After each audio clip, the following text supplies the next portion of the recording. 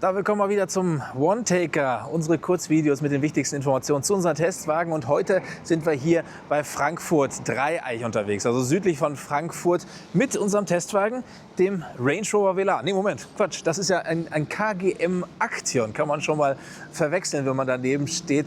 Gut, von vorne geht's noch, aber wenn wir gleich mal hinten am Auto stehen, dann werdet ihr auf jeden Fall die Ähnlichkeiten sehen. Ja, was ist das für ein Auto? Ich zeige es euch mal so ein bisschen. KGM, viele haben vielleicht jetzt auch erstmal ein Fragezeichen auf dem Kopf von euch. Was zur Hölle ist denn KGM? Vielleicht habt ihr ja schon mal was von SsangYong gehört. Das ist eine Marke aus Korea, auch eher ein Nischenprodukt gewesen. Und nach deren Insolvenz hat KG, das ist ein Chemieriese aus Korea, hat die Marke aufgekauft und mit dem M für Mobility dahinter haben sie sich halt diese Marke zu eigen gemacht. Und damit haben sie auch eine ganz neue Form und Designsprache aufgenommen. Hier vor allem, finde ich, sieht man mal extrem so diese Anleihen von Range Rover. Hier, finde ich, sieht der Wagen aus wie ein Velar. Vorne vielleicht auch ein bisschen Jeep dabei. Ich sehe auch ein bisschen Range Rover Evoque noch mit dabei. Aber alles in allem war das schon mal die größte Überraschung bislang hier von dem Auto.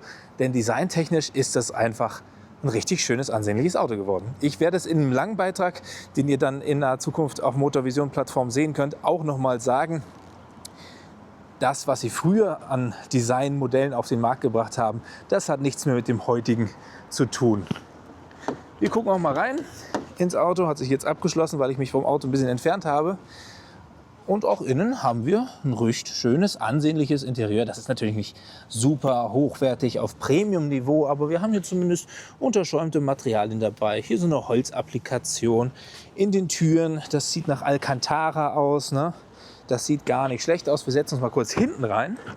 Damit habt ihr jetzt sogar mal einen Bonus zu dem langen Beitrag. Denn dort mache ich keinen Platztest im Fond. Hier machen wir das jetzt einfach mal. Und ja, man sieht schon mal, ich passe hier eigentlich ganz gut rein. Da sind meine Knie. Und ich bin ja mit 1,90 einer der größeren Sorte.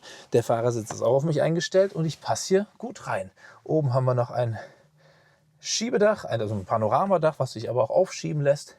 Ganz entspannt sitzt man hier hinten. Man hat sogar Sitzheizung an der Seite. Moment, kann man das hier sehen? Da vorne geht jetzt nicht an, weil natürlich die Zündung aus ist. Und dann können wir uns auch noch mal den Kofferraum anschauen. Während hier am Rande auch noch mal der Torres vorbeifährt. Auch so ein neues Modell. Nicht mehr ganz so neu von KGM. Der Action ist jetzt neuer. Wir machen auch gleich noch ein paar Basisdaten dazu. Aber das ist soweit der Kofferraum.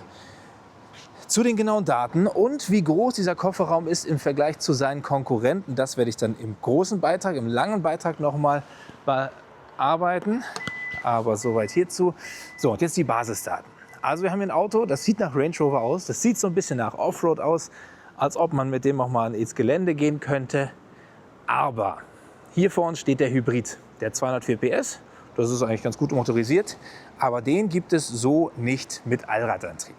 Die Basisvariante für gute 35.000 €, die gibt es mit Frontantrieb und mit Allradantrieb. Da hat man noch die Wahl.